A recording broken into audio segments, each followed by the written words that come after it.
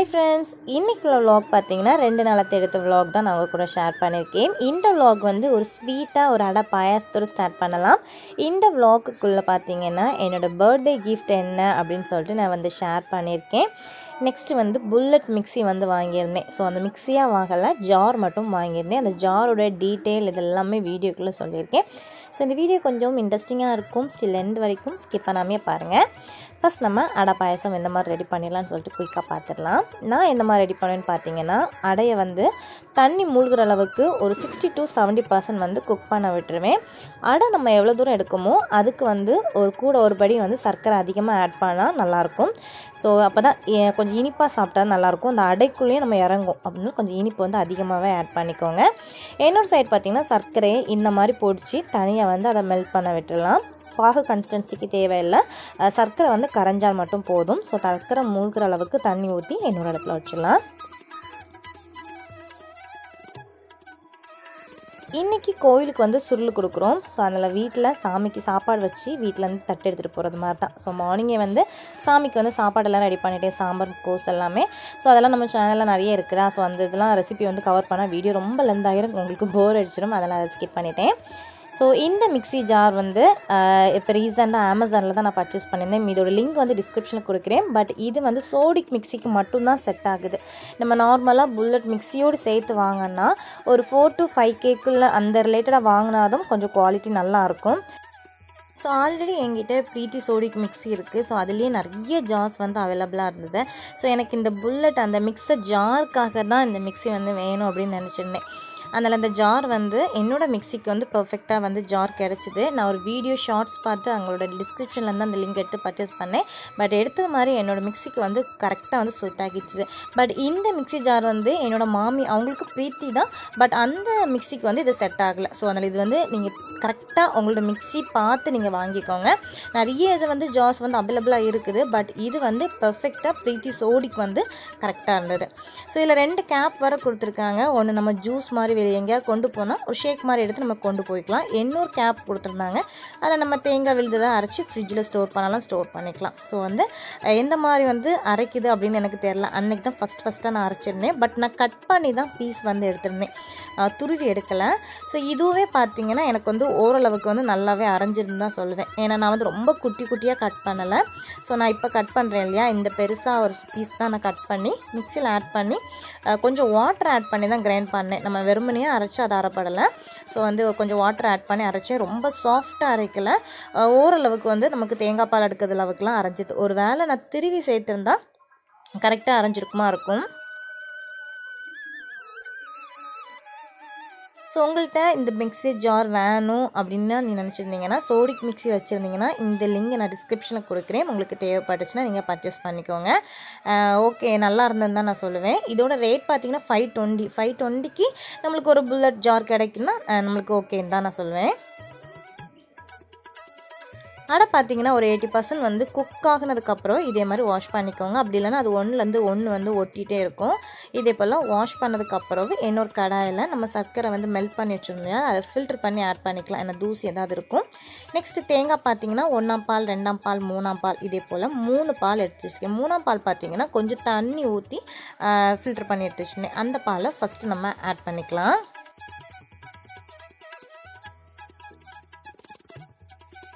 இதே போல் குட்டியாக தேங்காவை கட் பண்ணி எடுத்து வச்சுக்கோங்க. லாஸ்ட் நம்ம கீ கூட நல்லா வந்து ஃப்ரை பண்ணி ஆட் பண்ணால் அது சாப்பிடும்போது நல்லா கிறிஸ்பியாக இருக்கும். ஒரு சைடில் வந்து நல்லா வந்து கீ கூட நல்லா வந்து ஃப்ரை பண்ண விட்டுட்டேன். 1ஆம் பால் ஆட் பண்ணதுக்கப்புறம் வந்து 3ஆம் பால் ஆட் பண்ணதுக்கப்புறம் கொஞ்சம் கொதிச்சதுக்கப்புறம் 2ஆம் பால் ஆட் பண்ணதுக்கப்புறம் வந்து ஆஃப் பண்ணதுக்கப்புறம் தான் நம்ம ஃபஸ்ட்டு எடுத்துருப்போம் இல்லையா, தண்ணி எதுவுமே ஆட் பண்ணாமல் கட்டியான பால் வந்து ஒரு 1/2 டம்ளர் வந்து ஆட் பண்ணிக்கோங்க. அவ்வளோதான். நெக்ஸ்ட்டு தால்ஸ் இதெல்லாம் கொட்டிக்கோங்க. சூப்பராக இருக்கும் இந்த அடை பாயசம். இதே மெத்தடில் ட்ரை பண்ணி பாருங்கள். பால் மட்டும் கரெக்டாக ஆட் பண்ணிக்கோங்க, ஓகேவா. ஃபஸ்ட்டு 3ஆம் பால், 2ஆம் பால், 1ஆம் பால் இந்த மாதிரி ஆட் பண்ணிக்கோங்க. சைட் பை சைடு அப்பளம் மட்டும் பொரிச்சுன்னா சாமிக்கு அன்னைக்கு வந்து லஞ்ச் வந்து ரெடி ஆகிட்டோம்.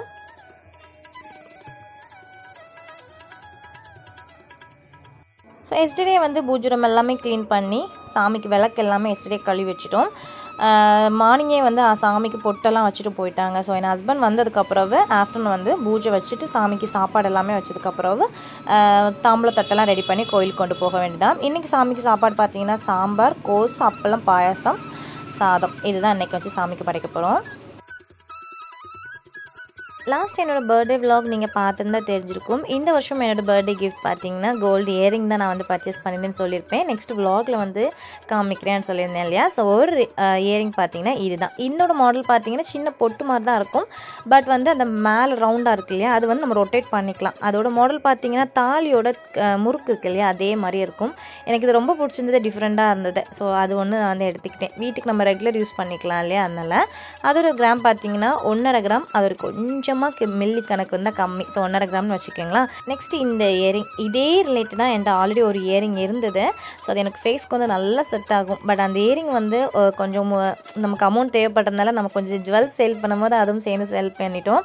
ஸோ அதனால் அதே மாடல் வேணும் அப்படின்னு சொல்லிக்கிட்டு அது ரிலேட்டடாக தான் இந்த மாடல் வந்து பர்ச்சேஸ் பண்ணிட்டேன். ஏன்னா அதுக்கும் இதுக்கும் கொஞ்சம் டிஃப்ரெண்ட் வரும். பட் வந்து மாடல் இந்த மாதிரி தான். ஸோ இந்த இயரிங் வந்து 3.5 கிராம் வந்திருந்தது. இது எனக்கு ரொம்ப பிடிச்சிருந்தது. இந்த 2 இயரிங்லேயும் உங்களுக்கு எந்த இயரிங் பிடிச்சிருக்கு அப்படின்னு சொல்லிட்டு கீழே கமெண்ட்டில் ஷேர் பண்ணுங்கள். நெக்ஸ்ட் இது பார்த்தீங்கன்னா மஞ்சளும் ஆவாரம் பூ பவுடரும் எஸ்டர்டே போட்டுட்டு அதை பேலன்ஸ் வந்து ஃப்ரிட்ஜில் வச்சுருந்தேன். நம்ம மில்க் ஆட் பண்ணனால ஒரு கேப் போட்டு மூடி வச்சுட்டோம்னா ஏர்டைட்டாக இருந்துச்சுன்னா கட்டி பிடிக்காது. அப்படி இல்லைன்னா நம்மளுக்கு வந்து கட்டி பிடிச்சிரும். குளிக்கிறதுக்கு 10 நிமிஷத்துக்கு முன்னாடி ஃபேஸில் அப்ளை பண்ணிவிட்டு ஃப்ரெஷ்அப் ஆகிட்டு வந்தால் ஃபேஸ் கொஞ்சம் பிரைட்டாக இருக்கும். ஸோ அதனால் வந்து இப்போ ரெகுலராக இதை ட்ரை பண்ணிகிட்ருக்கேன்.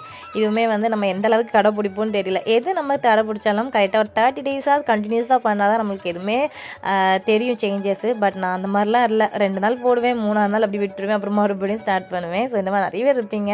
ஸோ யாரெல்லாம் அந்த மாதிரி இருக்கீங்கன்னு கீழே கமெண்ட்டில் ஷேர் பண்ணுங்கள். சாமிக்கு பூஜைலாம் வச்சு முடிச்சாச்சு. நம்ம வந்து சுருள் தட்டு எல்லாமே ரெடி பண்ணி வச்சுட்டோம். ஸோ மேளத்துக்காக தான் வெயிட் பண்ணிட்டு இருந்தோம். மேளம் வந்ததும் நம்ம சாமிக்கு வந்து பூஜை வச்சுட்டு எடுத்துகிட்டு போக வேண்டியதான்.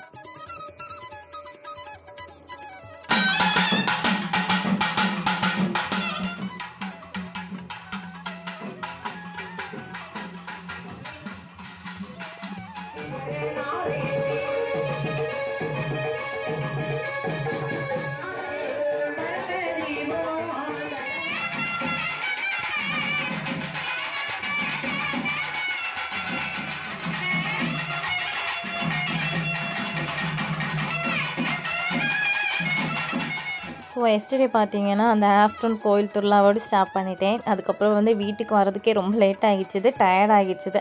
ஸோ அப்புறம் ஈவினிங் வந்து பாப்பாலாம் வந்ததுக்கப்புறம் வீடியோலாம் ஷூட் பண்ண முடியலை. ஸோ இது பார்த்தீங்கன்னா நெக்ஸ்ட் டே மார்னிங். ஸோ இன்றைக்கி மார்னிங் பார்த்தீங்கன்னா வீட்டிலலாம் பிள்ளைங்க இருக்காங்க இல்லையா. ஸோ இன்றைக்கி பூரி வந்து அம்முட்டிக்கு ஆல்ரெடி கேட்டுகிட்டே இருந்தால் ஸ்கூல் டைமில் பூரி பண்ணுறதுக்கு டைம் வந்து கரெக்டாக இருக்காது. ஸோ அதில் இன்றைக்கி வந்து பூரி தான் வந்து ரெடி பண்ணிட்டு இருந்தேன். மாவு வந்து ஆல்ரெடி பிசைஞ்சு வச்சுட்டேன். ஒரு 10 நிமிஷம் வந்து மாவு நல்லா செட் ஆகினா தான் நல்லா சாஃப்டாகும், பூரியும் நல்லா வந்து பொல்லி வரும். எப்போவுமே வந்து சப்பாத்தி மாவு சாஃப்டாக பிசையணும், பூரி மாவு கொஞ்சம் ஹார்டாக பிசையணும். ஸோ இதுதான் அதோட மெஷர்மெண்ட், அதோட கன்சிஸ்டன்சி. இந்த ரெண்டுக்கும் டிஃப்ரென்ஸ் வந்து இதுதான். நான் ரெண்டுமே பார்த்தீங்கன்னா கோதுமை மாவு தான் நான் ரெடி பண்ணுவேன். எந்த மாதிரி மாவெல்லாம் ரெடி பண்ணலாம் நிறைய வீடியோவில் அப்லோட் பண்ணியிருக்கேன். ஸோ அதில் இதை ஷார்ட்டாக தான் சொல்லிட்டேன். இன்றைக்கி வந்து அந்த உருளைக்கிழங்கு கிரேவி இருக்கும் இல்லையா, அதான் வந்து எப்பவுமே வந்து பூரிக்கு வந்து காம்பினேஷன் கரெக்டாக இருக்கும். இது ஹோட்டல் ஸ்டைலில் நான் வந்து எந்த மாதிரி ரெடி பண்ணலாம் அப்படின்னு சொல்லிட்டு காமிக்கிறேன். ரொம்ப குயிக்காக ரெடி பண்ணிடலாம். ஸோ ஒரு கடையெல்லாம் எண்ணெய், கடுகு அதெல்லாம் ஆட் பண்ணதுக்கப்புறம் உளுந்தம்பருப்பு வந்து தாளிக்கிறதுக்காக எடுத்திருந்தேன். பச்சை மிளகா ஆட் பண்ணிக்கோங்க. அன்றைக்கி க்ரீன் சில்லி இல்லை, அதனால் நான் ஆட் பண்ணல. அதுக்கு பதில் கொஞ்சமாக வந்து சில்லி பவுடர் தான் ஆட் பண்ணியிருந்தேன். உங்கள்கிட்ட க்ரீன் சில்லி இருந்தால் ஒரு 3-4 க்ரீன் சில்லி ஆட் பண்ணிக்கோங்க, உங்களுக்கு காரத்துக்கு தகுந்த மாதிரி. ஸோ நானும் பாப்புட்டி அம்முட்டி வந்து க்ரீன் சில்லி எடுத்து ஒதுக்கி தான் வைப்பாங்க. அதனால் நான் வந்து க்ரீன் சில்லி எனக்கு வேண்டாம், அப்போ சரி இருக்குது அப்படின்னு சொல்லிட்டு விட்டுட்டேன். கட் பண்ணி வச்சுருந்தா ஒரு பல்லாரியும் ஆட் பண்ணிக்கலாம். நீல வாக்கிலையும் கட் பண்ணிக்கலாம். நான் வந்து குட்டி குட்டியாக கட் பண்ணிக்கிறேன். ஏன்னா அம்முட்டி வந்து நீல வாக்கில் கட் பண்ணால் பல்லாரி சாப்பிட மாட்டா, அதனால் குட்டி குட்டியாக கட் பண்ணி எடுத்துட்டேன். உருளைக்கிழங்கு பார்த்தீங்கன்னா இதே மாதிரி கட் பண்ணி குக்கரில் வேக வச்சு எடுத்துட்டேன். ஸோ ஒரு 2-3 விசில் வச்சுட்டோன்னா இதே மாதிரி நல்லா வெந்துடும். நெக்ஸ்ட் இதை நான் ஈஸியாக உரிச்சு எடுத்துடலாம். உருளைக்கிழங்கு உரிச்சதுக்கப்புறம் இதே போல் நல்லா மசிச்சு விட்டுக்கோங்க. உருளைக்கிழங்கு தெரியாதது மாதிரி. பல்லாரி வந்து நல்லா குக் ஆகினதுக்கப்புறம் நம்ம மசிச்சு வச்சுருக்க உருளைக்கிழங்கு ஆட் பண்ணிடலாம். உருளைக்கிழங்கு ஆட் பண்ணதுக்கப்புறம் அதை ரின்ஸ் பண்ணி கொஞ்சமாக வாட்டர் ஆட் பண்ணிக்கோங்க. உருளைக்கிழங்கு லைட்டாக மேஷ் ஆகிறதா இருக்கும். இந்த டைமில் நம்ம தேவைக்கு வந்து உப்பு ஆட் பண்ணிக்கலாம். உப்பு மட்டும் கொஞ்சம் பார்த்து ஆட் பண்ணிக்கோங்க. நம்ம ஆல்ரெடி பூரியில் உப்பு இருக்கும் இல்லையா, ஸோ அதில் உப்பு ரொம்ப அதிகமாக இருந்தால் சாப்பிட முடியாது. அதில் உப்பு மட்டும் கரெக்டாக ஆட் பண்ணிக்கோங்க. நெக்ஸ்ட் வந்து ஒரு 1/2 டீஸ்பூன் வந்து மஞ்சத்தூள் ஆட் பண்ணதுக்கப்புறம் நல்லா புரட்டி விட்டுக்கோங்க. ஹோட்டல் ஸ்டைலில் வந்து நமக்கு வந்து கரெக்டாக கிடைக்கிறதுக்கு மெயினே வந்து கடலை மாவு. 1 டீஸ்பூன் கடலை மாவில் 1/2 டம்ளர் வாட்டரில் நல்லா மிக்ஸ் பண்ணிட்டேன், லம்ஸ் எதுவுமே இல்லாத மாதிரி. நெக்ஸ்ட் அந்த பொட்டேட்டோ கூட நம்ம ஆட் பண்ணி நல்லா வந்து கொதிக்க விடணும். கொதிக்க விடாமல் இருந்துச்சுன்னா பச்சை வாசம் அடிக்கும், சாப்பிட்றதுக்கு சுத்தமாக எடுப்பாக இருக்காது. ஒரு 2லேருந்து 3 நிமிஷம் நல்லா கொதிக்க விட்டு அது ஒரு பச்சை வாசம் போனதுக்கப்புறம் வந்து கொத்தமல்லி போட்டு இறக்குனா போதும். சூப்பராக இருக்கும், ட்ரை பண்ணி பாருங்கள். நல்ல கிரேவி கன்சிஸ்டன்சிக்கு திக்காக இருக்கும். நம்ம கொஞ்சம் வாட்டர் ஆட் பண்ணிக்கோங்க. ஏன்னா நம்ம கடலை மாவு கூட கொஞ்சம் திக்காகுமா, கொதிக்கும் போது அடி பிடிச்சிடக்கூடாது. ஸோ அடிக்கனமான கடாய் எடுத்துக்கோங்க. ஸோ இதே ஸ்டைலில் நீங்கள் ட்ரை பண்ணிவிட்டு எப்படி வந்துன்னு சொல்லுங்கள். நான் காரத்துக்கு ஒரு 1/2 டீஸ்பூன் வந்து சில்லி பவுடர் தான் ஆட் பண்ணியிருந்தேன். இல்லைனா உருளைக்கிழங்கு இந்த இனிப்பு தெரியும் இல்லையா, அதனால் நீங்கள் வந்து பச்சை மிளகாய் இருந்தால் ஆட் பண்ணிக்கோங்க. நெக்ஸ்ட் வந்து காலத்தை கொஞ்சம் பால் காய்ச்சிருந்தோம் இல்லையா, அதில் கொஞ்சம் ஆடை எடுத்துருந்துச்சு, அதை எடுத்து வச்சுருக்கேன். இது வந்து ஃபேஸ்க்கு வந்து அப்ளை பண்ணதுக்காக. பூரியில் பார்த்தீங்கன்னா அந்த எண்டு வரும் இல்லையா, அந்த கார்னர் சைடு வந்து கொஞ்சம் நல்லா வந்து அமுக்கி விட்டுக்கணும். அப்போ தான் வந்து ஈஸியாக வந்து பொல்லி வரும். ஸோ இதே மாதிரி ரவுண்டாக வந்து உருட்டிக்கோங்க. எனக்கு அந்தளவுக்கு ரவுண்டு பர்ஃபெக்டாக வராது, எனக்கு தெரிஞ்ச மாதிரி ரவுண்டு சரி பேர் வந்து கரெக்டாக பர்ஃபெக்டாக இது பண்ணுவாங்கள்ல, எனக்கு அந்தளவுக்கு பர்ஃபெக்டாக வராது. பட் பூரி வந்து நல்ல பொல்லியே வந்துடுச்சுது. 1-2 பூரி தான் கொஞ்சம் மிஸ் ஆகிடுச்சு, மற்றபடி நல்லா வந்து பொல்லி வந்துடுச்சுது எல்லா பூரியுமே.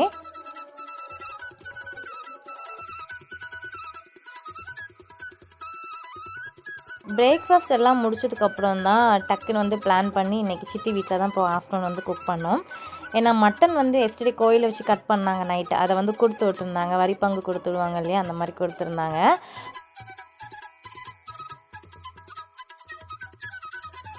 ஸோ நிறையவே இருந்தது, ஒரு 1 kg மேலேயே இருந்தது. ஆல்ரெடி வந்து சித்தி மட்டன் பிரியாணி ஒரு நாள் ரெடி பண்ணி கொடுப்பேன்னு கேட்டிருந்தாங்க. டக்குன்னு எனக்கு ஸ்ட்ரைக் ஆச்சுது. சரி நம்ம 2 பேர் இன்றைக்கி எவ்வளோ தான் சாப்பிட போவோம், அதில் எல்லோரும் சேர்ந்து சாப்பிட்டா அதோட டேஸ்ட் தானே இல்லையா, அதனால் வந்து சடனாக பிளான் பண்ணி அன்றைக்கி சித்தி வீட்டில் போய் தான் குக் பண்ணியிருந்தோம். இந்த பூரியும் கிழங்கும் நீங்கள் ட்ரை பண்ணிவிட்டு உங்களோட ஃபீட்பேக்கை கமெண்டில் மறக்காமல் ஷேர் பண்ணுங்கள்.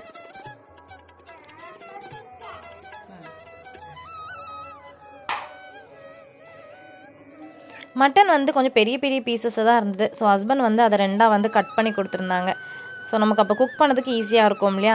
ஸோ கிரேவிக்கு பார்த்தீங்கன்னா இதோடையும் ரொம்ப குட்டியாக தான் கட் பண்ணி சித்தி இந்த கிரேவி வச்சுருந்தாங்க. ஸோ அன்றைக்கி லஞ்ச் பார்த்தீங்கன்னா மட்டன் பிரியாணி, ஒயிட் ரைஸ், அப்புறம் எக்கு, ரைத்தா, மட்டன் கிரேவி இதெல்லாம் வச்சு சூப்பராக சாப்பிட்டோம். ஸோ அங்கே வீடியோஸ்லாம் எதுவுமே எடுக்கலை, ஏன்னா நிறைய நம்மளோட சேனலில் மட்டன் பிரியாணிலாம் இருக்குதா, ஸோ அந்த ரெசிபிஸ் எதுவுமே கவர் பண்ணல.